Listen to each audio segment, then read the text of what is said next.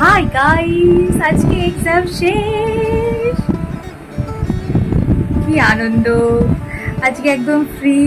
আমি এখন আছি সঞ্চারী বাড়িতে। সঞ্চারী বাড়িতে আজকে থাকবো, আর সন্ধেবেলায় ভাবছি একটু ঘুরতে যাব বাইরে। তো কি আনন্দ হচ্ছে! এতদিন এত টেনশনের মধ্যে ছিলাম, এত টেনশন। তো আজকে ভীষণ আনন্দ হচ্ছে। তো এটাই জানানো ছিল। শেষ।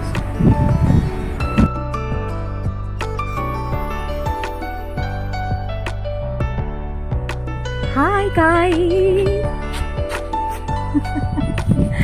আমাদের পরীক্ষা শেষ হয়ে গেছে আজকে। কিরকম অন্ধকার অন্ধকার লাগছে। এটা ভালো আসছে। হ্যাঁ, তো আজকে আমাদের পরীক্ষা শেষ গাইস। এবার আমরা যাচ্ছি একটু ঘুরতে।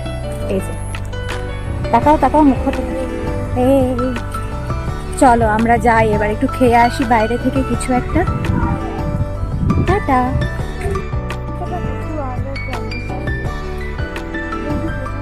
সন্ধেবেলায় ঘুরতে বেরোলে যে খাবারটার কথা সবার আগে মাথায় আসে সেটা হচ্ছে একমাত্র ফুচকা।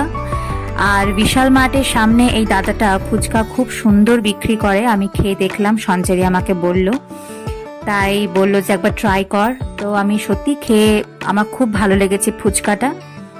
ফুচকা খাওয়ার পরে বিশালের পাশে যে রিলায়েন্সটা আছে সেখানে একবার গেলাম, দেখতে গেলাম যে কিছু নতুন কিছু কালেকশন এসছে কিনা। আর সঞ্চারীও কিছু নেওয়ার ছিল, আমার সেরকম কিছু নেওয়ার ছিল না। হাতে ওই একটা শ্যাম্পু নিয়ে ঘুরে বেড়াচ্ছিলাম আমি, কারণ আমার শ্যাম্পু শেষ হয়ে গেছিল। আর তারপরে সঞ্চারী মনে হলো একটু মিষ্টি খাওয়া দরকার। তো আমরা চলে গেলাম সর্বমঙ্গলা মিষ্টির দোকানে, যেখানে আমরা বাটারস্কচ রসগোল্লাটা ট্রাই করেছিলাম, যেটা অসাধারণ খেতে, দারুণ খেতে। তোমরা একবার অবশ্যই ট্রাই করতে পারো এই বাটারস্কচ রসগোল্লাটা।